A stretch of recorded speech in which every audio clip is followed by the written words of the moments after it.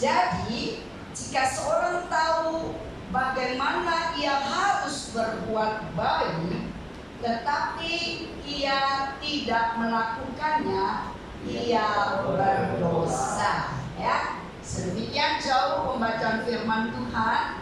Yang berbahagia adalah orang yang membaca, merenungkan firman, dan mengamalkan firman itu di dalam kehidupan sehari-hari.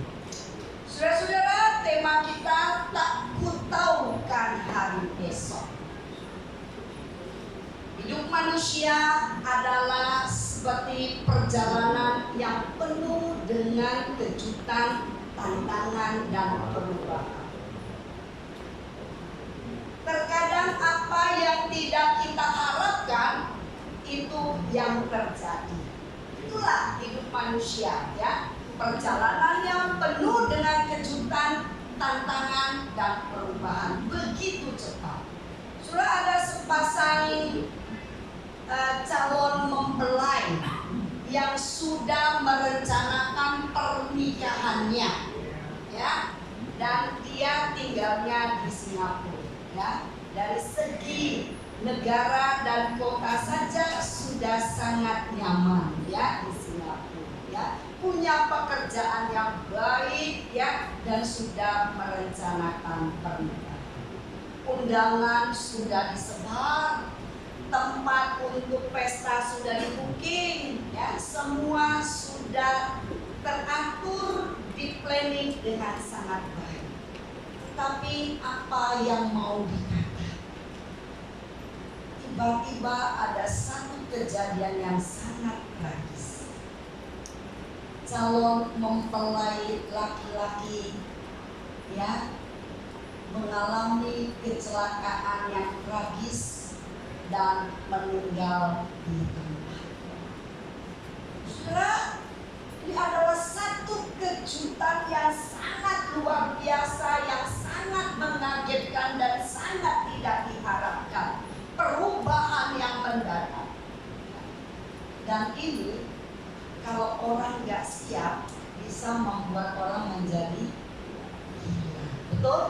Betul, bisa jadi gila. Kalau semua sudah settle dengan baik, tapi kok bisa terjadi seperti ini? Nah, itulah saudara, apa yang firman Tuhan yang kita baru saja baca, ya. Manusia boleh membuat perencanaan A, B, C, D, ya. Tadi saya sempat berbicara sama Ibu Dewi. Ibu Dewi, saya nggak tahu tiba-tiba bisa menyinggung topik yang akan saya bahas pada hari ini tentang hari esok, sekalipun kita tidak tahu. Kata Bu Dewi gini, udahlah ngapain pusing, katanya, jalani adalah hidup hari ini, buat hari ini, besok udah terserah. Kita nggak tahu kok. Saya bilang, wah Dewi, ini tema apa yang akan saya bawa hari ini. Kita nggak tahu hari esok kita, tetapi kita tetap harus membuat perencanaan. Kata Bu Dewi begitu, betul. Setiap kita harus membuat perencanaan. Ya. Jadi kalau firman Tuhan katakan sebagaimana hari ini atau besok kami berangkat ke kota Anu dan di sana kami akan tinggal setahun dan berdagang serta mendapat untung. Rencananya sih oke, tinggal setahun, cari duit, punya untung. Tetapi apa yang direncanakan terkadang tidak sesuai dengan yang kita mau, yang kita kehendaki. Nah, lalu bagaimana dong kalau apa yang kita rindukan, apa yang kita planningkan, sudah plan A, plan B, tetapi tidak bisa terwujud, ya. Nah, ini yang dikatakan bagaimana kita meresponi ketidakpastian hidup manusia yang seperti asap. Saudara, kalau saudara lihat asap, ya, taruhlah saudara kalau di rumah ada nyamuk, ya, biasa kita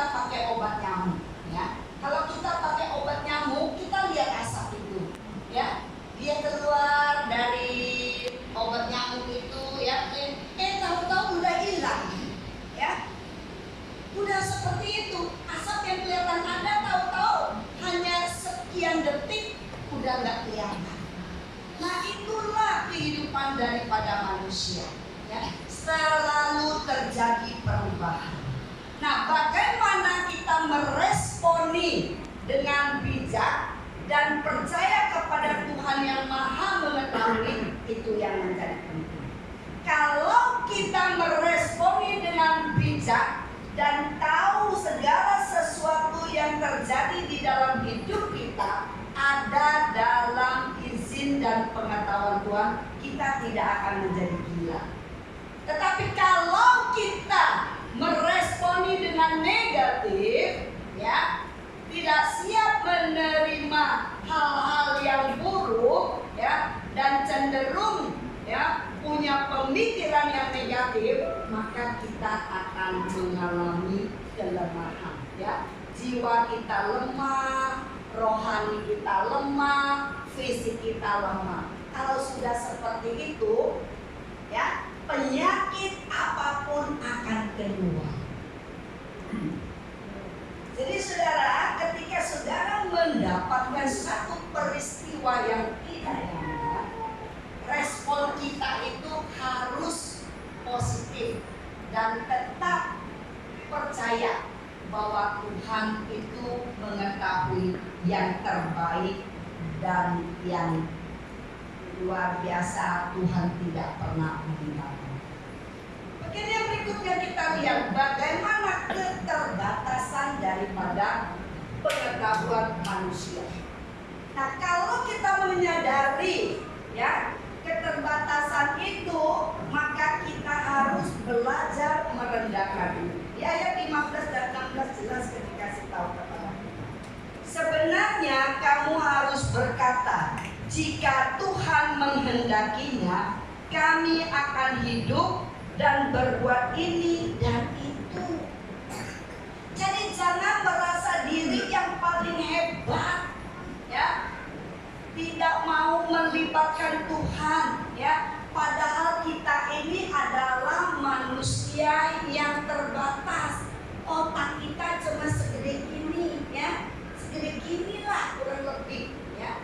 Bagaimana kita bisa mengetahui pengetahuan yang di luar sana? Tidak bisa. Oleh karena itu, firman Tuhan mengajarkan kita di ayat 15 ini dengan jelas, karena kita tidak punya pemahaman yang begitu jauh. Jangankan besok, 2 jam ke depan atau 1 jam ke depan seperti apa, nggak ada yang tahu. Sudah belum lama ini waktu saya lagi di kota yang lain, saya dapat kiriman dari seorang yang lagi mimpin pujian. Wah, dia mimpin pujian Natal begitu semangat gitu.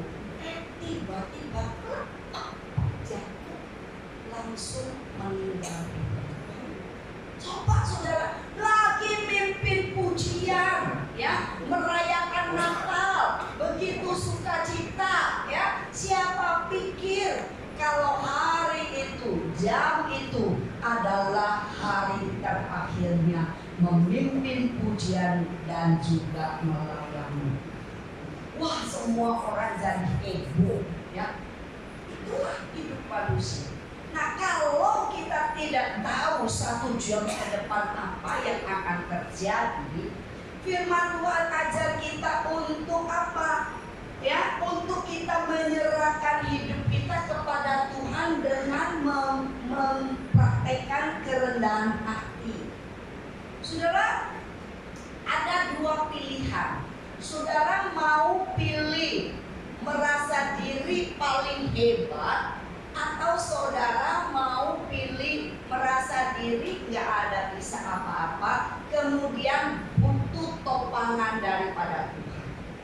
Saudara, kalau orang yang banyak duit, orang yang banyak punya kekuasaan, dia cenderung merasa dengan kekuasaannya, dengan duitnya yang banyak, dia merasa enggak butuh. Saudara, padahal Tuhan bilang kalau detik ini aku mau ambil nyawamu, bisa. Oleh karena itu firman Tuhan bilang jangan congkak di ayat 16. Tapi sekarang kamu Dan semua kemegahan yang demikian adalah salah, saudara. Jangan memegahkan diri. Semakin kita memegahkan diri, semakin kita melakukan kesalahan yang fatal. Ingat ya, di Alkitab di Perjanjian Lama ada satu peristiwa di mana manusia semakin menjadi sombong, semakin menjadi congkak dan ingin membuat satu menara yang tingginya sampai ke langit, seolah-olah dia nggak butuh Tuhan. Ya, apa yang terjadi? Karena kecongkakan dan kesombongan mereka, Tuhan bilang, oh, kau merasa dirimu hebat ya, kau merasa dirimu pinter ya, kau mau menandingi aku ya. Tuhan bikin cepat, ya, bahasa mereka dibikin cepat. Yang si A ngomong anak, si A ngomongnya A, yang B nggak tahu, yang C nggak tahu, D nggak tahu. Wah, bahasa mereka jadi dikacaukan oleh Tuhan. Akhirnya apa? Proyek besar Menara Babel itu tinggal hanya kenangan, ya, nggak bisa terwujud, ya. Jadi jangan sombong, ya. Kalau engkau sombong, engkau congkak, engkau menandakan engkau salah dan engkau akan dibuat menjadi debu, nggak ada arti apa. Oleh karena itu, saudaraku, firman Tuhan juga mengajarkan kepada kita, ketika kita hidup, kita tidak tahu masa depan kita seperti apa, kita perlu merendahkan diri di hadapan Tuhan. Kita perlu minta pertolongan Tuhan untuk kita dapat berjalan sesuai dengan yang Tuhan mau. Berikutnya yang poin yang ketiga, bahwa karena keterbatasan pengetahuan manusia, maka kita perlu bergantung kepada Allah yang Maha Tahu. Kita perlu menyerahkan setiap rencana kita yang kita tidak tahu seperti apa hari depan kita, tapi kita perlu menyerahkan kepada Tuhan. Kalau kita serahkan kepada Tuhan, itu akan membuat segala sesuatu indah. Jadi saudara, jadi harus ikuti arahnya Tuhan, ketergantungan kita sama Tuhan. Saudara kan suka naik motor ya, jujur kalau saya agak takut naik motor ya, karena saya sering punya pengalaman yang kurang bagus naik motor gitu, nggak tahu kenapa ya. Naik Gojek itu ya, saya sudah pegangan erat-erat, tahu-tahu saya bisa jatuh ya. Pokoknya saya nggak tahu lah kenapa ya. Tapi waktu saya pelayanan di Banggai ya, kendaraan yang lain tuh nggak ada, mobil tuh jarang. Satu-satunya kendaraan yang harus saya pakai ya naik motor, kalau enggak ya jalan kaki. Bayangin kalau jalannya 5-6 kilo, sedang-sedang aja gitu ya. Habis itu mau pelayanan gitu, kemudian harus jalan kaki, rasanya nggak mungkin. Sudah, jadi waktu saya naik motor diboncengin begitu ya, karena saya jarang, saya tuh kaku tau nggak ya. Padahal kalau orang naik motor gitu ya, kalau si drivernya ke kanan, yang penumpangnya harus ikut ke kanan, nggak boleh begini, bisa bisa ngejengkang gitu ya, bisa jatuh gitu ya.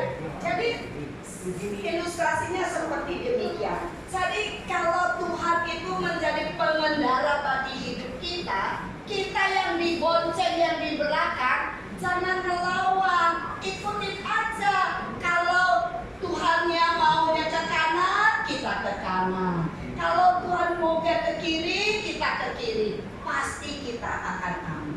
Ya, jadi itulah yang disebut dengan ketergantungan kepada Allah yang Maha Tahu. Jadi jangan memberontak. Tuhan maunya A, kita maunya B, akhirnya jadi kacau hidup kita. Ya, tapi saudaraku, saya mau katakan ya, rencana Tuhan pasti indah dan pasti oke. Ya. Oleh karena itu kita tidak perlu takut menghadapi hari esok. Kenapa nggak usah takut? Ya, karena firman Tuhan jelas kasih tahu kita di Matius pasal yang ke-6. Coba kita lihat. Di Matius pasal yang ke-6, firman Tuhan itu juga memberitahukan kepada kita, ya, di ayat 34, pasal 6 34, sebab itu janganlah kamu khawatir akan hari esok, karena hari besok mempunyai kesusahannya sendiri. Kesusahan sehari cukuplah untuk sehari. Ya, seperti tadi awal diskusi kami dengan Bu Dewi. Jadi hari ini jalani hari ini seperti naik tangga, kata Bu Dewi. Setahap demi setahap, pasti aman. Jadi jangan kalau mau naik tangga di tahap langsung kita mau jalannya mau lompat ke 5 tangga, ya bahaya ya. Tetapi kalau setahap demi setahap kita akan sampai ke tujuannya. Jadi saudaraku, firman Tuhan mau memberitahukan kita jangan khawatir akan hari esok. Hari ini ada kesusahan sendiri.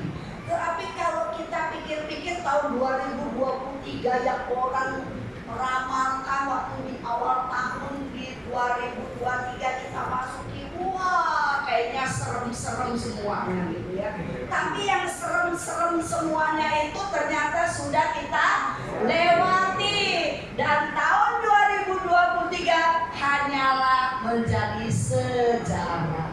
Sejarah itu mungkin ada yang menyenangkan, ada yang tidak menyenangkan. Tapi susah-susah sudah kita lewati. Kita kok bisa lewati tahun 2023? 345 hari sudah kita lewati.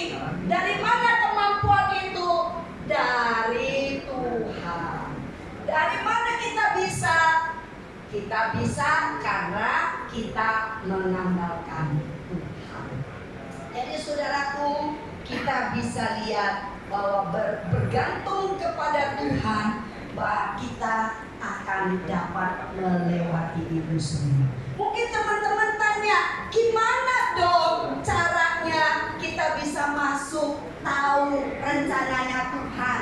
Ya, itu kan satu hal yang sering kita tanya. Iya, ibu khotbah enak, ngomongnya begini, mengandalkan Tuhan, ya, rencananya Tuhan. Tapi gimana tahu rencananya Tuhan itu, Bu? Itu yang menjadi persoalannya. Gimana dong kita bisa tahu rencana Tuhan? Saudara bisa tahu rencananya Tuhan, atau saudara, taruhlah contohnya, saudara bisa tahu rencananya Pak Andreas kalau saudara dekat sama Pak Andreas. Tanya Pak Raida, apa ya? Kalau yang lain mungkin nggak begitu tahu. Pak Rai pasti tahu nih apa yang menjadi program rencananya daripada Pak Andreas, karena Pak Rai dekat dengan Pak Andreas. Nah begitu juga, bagaimana kita bisa tahu rencananya Tuhan, dan rencana Tuhan itu indah buat kita? Ya tidak ada cara yang lain, yaitu dekat dengan Tuhan. Saudara berdoa, baca firman ya. Tapi saya sudah baca firman, Bu. Saya nggak, rasanya kalau baca firman ya begitu-begitu aja lewat begitu. Ya saudara renungkan ya. Serahkan setiap rencana yang sudah saudara buat, A, B, C, D, plan saudara kepada Tuhan. Terus gimana dong caranya supaya Tuhan tuh saya tahu bahwa plan A ini rencananya Tuhan, bukannya plan B. Nah saudara, waktu saudara menjalin kedekatan dengan Tuhan, nanti Tuhan bisa berbicara secara pribadi di dalam hati kita. Bukan dia kasih dengar suara, enggak ya, tapi Tuhan bisa berbicara di dalam hati kita, dan bahwa pilihan kita ini adalah pilihan yang tepat. Biasanya itu mendatangkan damai sejahtera dan ketenangan, dan itu tidak melawan prinsip firman Tuhan. Kalau itu melawan kehendak Tuhan. Misalnya, saudara pengen naik pangkat, kerja udah bertahun-tahun, pengen naik pangkat, ya, cari kehendak Tuhan, ya. Kemudian ada yang bilang bisik-bisik, Pak, kalau mau naik pangkat, bayar dulu, gak usah banyak deh Pak, 200 juta. Terus kita pikir kalkulasi 200 juta. Kalau aku bayar 200 juta dengan pangkat demikian, nanti saya bisa cuan juga gitu. Kemudian kita ambil. Kira-kira itu kehendak Tuhan enggak? Sudah pasti bukan kehendak Tuhan, karena itu bertentangan dengan prinsip firman Tuhan. Kalau memang Tuhan menghendaki kita untuk pada posisi jabatan itu, Tuhan akan memberikan dengan caranya Tuhan yang sangat luar biasa. Ini salah satu. Nah, contoh lagi Musa, saudara. Musa waktu dia bawa rombongan yang besar, ya, dari Mesir mau menuju ke tanah perjanjian, ya.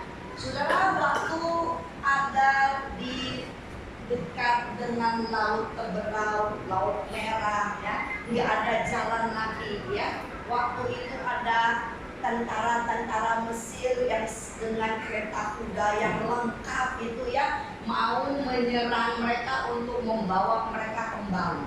Saudara, di dalam posisi Musa sebagai seorang pemimpin, dia tidak tahu harus berbuat apa. Di depan laut Merah, ya, di belakang tentara musuh, ya, kemudian dia menyerahkan semuanya kepada Tuhan. Dengan langkah iman dia masuki laut Merah itu, dan laut Merah terbelah dan mereka bisa melewati laut Merah itu. Dan luar biasa, setelah mereka udah lewat semua dan musuh-musuh mereka yang berada di belakang yang juga ikut lewat di laut Merah itu, mereka digulung oleh air dan habis wilayahnya. Jadi saudaraku, kita bisa lihat, ya, bahwa bagaimana kita harus menaruh pengharapan kita kepada Tuhan, ya. Pengharapan kita kepada Tuhan itu tidak pernah akan mengecewakan, karena Allah itu setia kepada janjinya. Oh, Allah itu adalah sumber kekuatan ketika kita menghadapi persoalan hidup. Kalau saudara percaya dengan sungguh-sungguh, maka saudara akan mengalami, ya, pertolongan Tuhan. Kalau saudara betul-betul yakin, ya, menaruh pengharapan kepada Tuhan, hanya kepada Tuhan, maka saudara akan melihat janji penyertaan Tuhan yang luar biasa. Saudara, terkadang ketika kita menghadapi satu musim kehidupan yang tidak nyaman, semua kita tidak siap. Semua kita tidak suka kalau pada posisi yang tidak nyaman, ya. Terkadang kita bisa menyalahkan Tuhan, saudara, tetapi Tuhan bilang kalau kita menaruh pengharapan hanya kepada Tuhan, kita akan lihat bagaimana Tuhan. Ada satu video klip yang akan saya putarkan, silakan.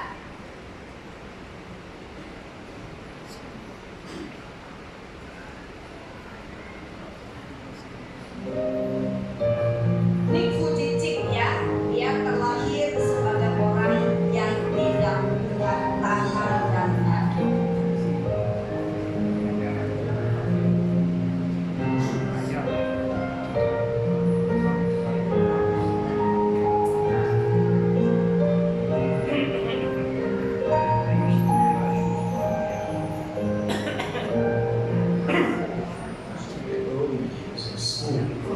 A lot of kids would come up to me and tease me.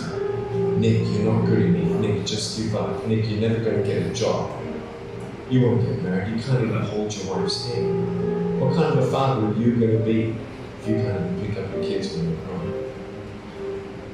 You're alone. Sure, your parents have you, but their hearts can't heal you. Just give up. just give up. Just give up. Just give up. Just give up. The title of the message that I've been given is Transforming the Walls into Doors. The line that I like to use is changing obstacles into opportunities. I know that there are 1 billion people going hungry today. I know that this year 1 million people will commit suicide. I know today there are 120 million slaves, and I've met sex slaves, and I've seen the top of the pyramid as far as business. I've met the billionaires, I've met bankers, and I've also met orphans. We're all looking for something. We're all looking for hope, just because we're born with hope. No, we're born with pain. We're born and live through difficulties. And in our life, my parents always taught me that even though we don't know why I was born this way, that we have a choice. Either to be angry for what we don't have, or be thankful for what we do. The world is a hurting place. The world needs hope. The world needs love. Without hope, I feel like, why are we here? At age 8, I thought that I should commit suicide. At age 10, I tried to drown myself in 6 inches and 15 centimeters of water in my home. I told my dad I just wanted to relax. Really, I wanted to end my life. I had enough. Why? I didn't have hope. I thought I did have. Today you can see that I have. I've been speaking at 5 congresses, I've met 7 presidents all around the world. My largest crowd was 110,000. I have 30,000 invitations for me to speak. I've spoken to 4.5 million people face to face, and in the last 48 hours here at Circuit, we've reached 5 million. I have 2 organizations. I have a non-profit organization and I have a for-profit. I've got a gorgeous wife. I don't need hands to hold her hand. I only want to hold her heart. And how am I going to hug my kids? So many kids, they come up to me, it's amazing. They put their hands behind their back and hug me with their neck. And I've realized in life, even the worst parts of my life can be turned into me, and even more special. The greatest 2 days in anyone's life: the day you were born and the day you knew why. There's a greater purpose for my life. I am here for a reason. Sure, I didn't get a miracle, but I realized something. If God doesn't change my circumstance, He's going to use my life to be a miracle for someone else.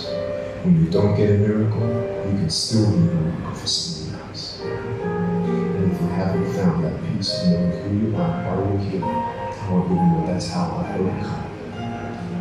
I don't have any words. My book's called Life Without Limits. And what will be, will be. I've acted in a short film, 30 awards. I got Best Actor in a Short Film. I've done my own music video. I've written 2 books. First book, 30 languages, 800,000 copies. 29, and we know 1 billion people know who I am. Not to bring up my pride and my name blessings, trust me, I'm just saying. But I hope you are inspired to know that if I can dream big, then so can you. Saudaraku yang kasih di dalam Tuhan, ketika kita menaruh pengharapan kita hanya kepada Tuhan, maka Tuhan tak pernah mengecewakan. Sebagaimana Nick Vujicic, ya, semua orang bilang udah tamat riwayatmu, engkau nggak punya harapan, menyerahlah. Namun Nick Vujicic dia tidak menyerah, ya, dia percaya kalau Tuhan mengizinkan dia lahir di dalam keadaan tanpa tangan, tanpa kaki, ya, tentu Tuhan ada maksud yang luar biasa, ya. Ternyata Nick Vujicic yang orang bilang gak punya harapan, punya istri cantiknya luar biasa, punya anak yang luar biasa lucu-lucu, saudara, dan dia boleh menjadi motivator bagi banyak orang yang putus harapan, ya. Banyak orang yang merasa nggak bisa apa-apa, ya. Tapi setiap orang kalau nonton, ya, lihat apa yang terjadi pada Nick Vujicic, mereka merasa dikuatkan. Saya rasa kita jauh lebih baik daripada Nick Vujicic. Kita punya tangan, kita punya kaki, ya. Itu menjadi sesuatu karunia Tuhan yang luar biasa buat kita. Mengapa kita nggak belajar untuk menganggap syukur? Mengapa kita nggak menaruh pengharapan kita hanya kepada Tuhan? Mengapa kita begitu gampang kecewa hanya karena kita kehilangan pekerjaan?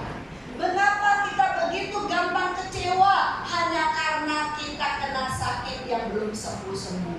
Mengapa kita begitu gampang kecewa karena usaha kita mengalami kebangkrutan? Padahal waktu kita lahir semuanya kita tidak punya. Nah, kalau kita punya, semuanya itu adalah anugerah Tuhan. Saudaraku, saya mau katakan kepada kita semua, sekalipun kita tak tahu hari esok kita seperti apa, tapi maukah kita belajar menaruh pengharapan kita hanya kepada Tuhan, dan percayalah bahwa Tuhan akan bertindak. Mari kita katakan, ini tanganku Tuhan, silakan Tuhan pegang dan Tuhan tuntun menurut yang Tuhan mau. Saudara sudah menyanyi, suka-sukamu Tuhan, suka-sukamu Tuhan.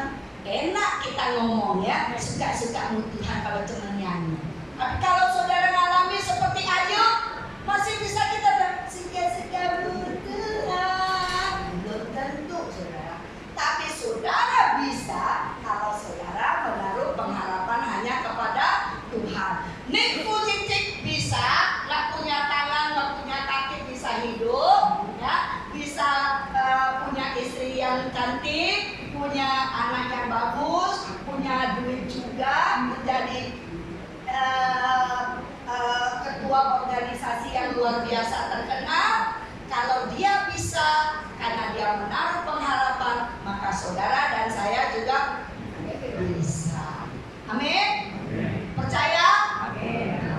Mari kita percaya dan jalani tahun 2024 hanya bersama dengan Tuhan. Mari kita berdoa. Saudara, kita tidak tahu hari esok kita seperti apa.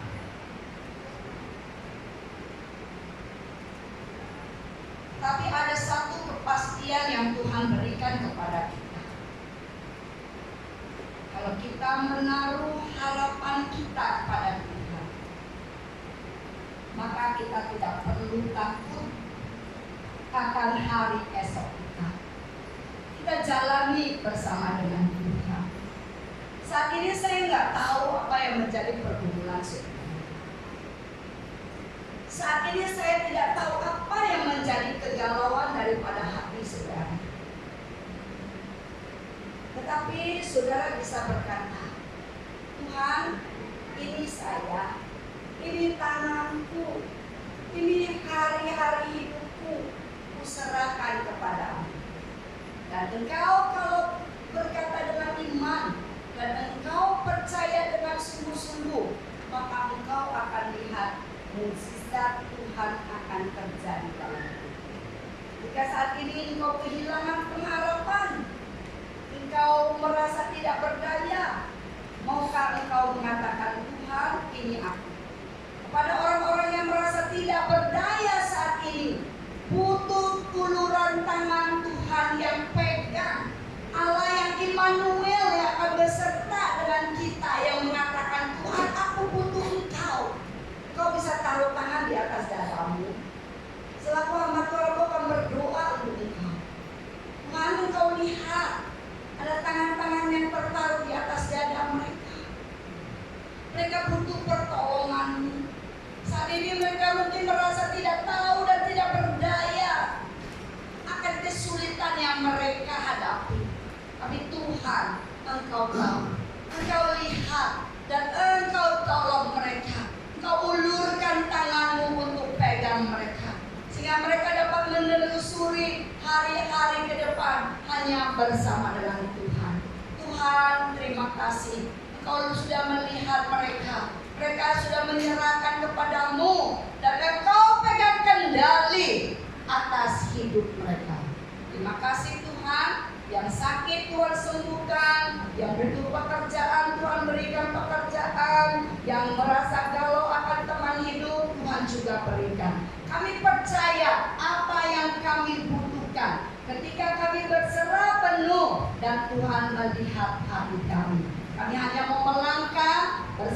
kamu Tuhan. Ya, Tuhan tolong. Tahun 2024 kami tidak tahu apa yang akan terjadi di dalam hidup kami, tapi kami mau berserah kepadamu. Kami mau melepaskan rasa khawatir kami hanya mau berserah kepadamu. Terima kasih Tuhan, di dalam nama Tuhan Yesus saya berserah dan percaya. Yang